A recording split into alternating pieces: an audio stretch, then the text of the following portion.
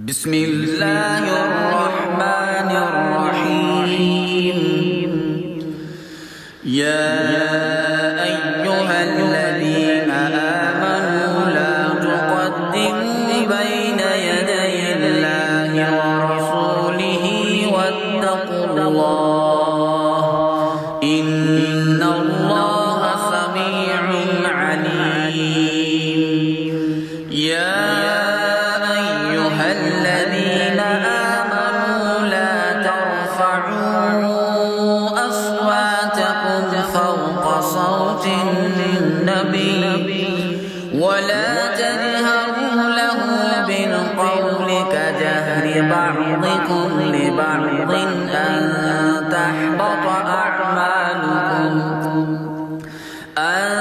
تحبط أعمالكم وأنتم لا تشعرون.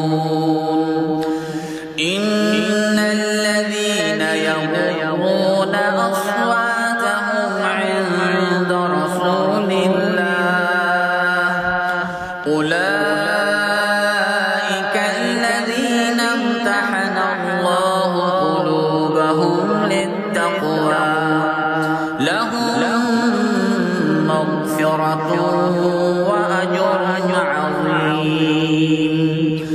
إن الذين ينادونك من وراء الحجرات أكثرهم لا يعقلون. ولو أنهم صبروا حتى تخرج إليهم لكان خيرا لهم والله غفور رحيم.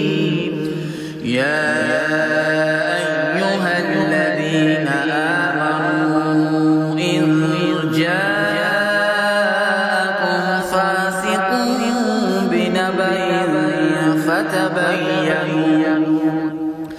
فتبينوا أن تصيبوا قوما بجهالة فتصبحوا على ما فعلتم نادمين.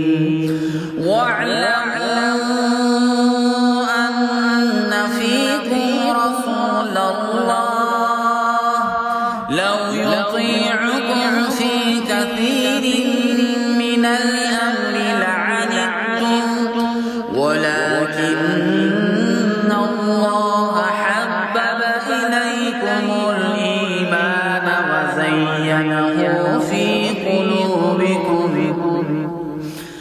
وكره إليكم الكفر والفسوق والعصيان أولئك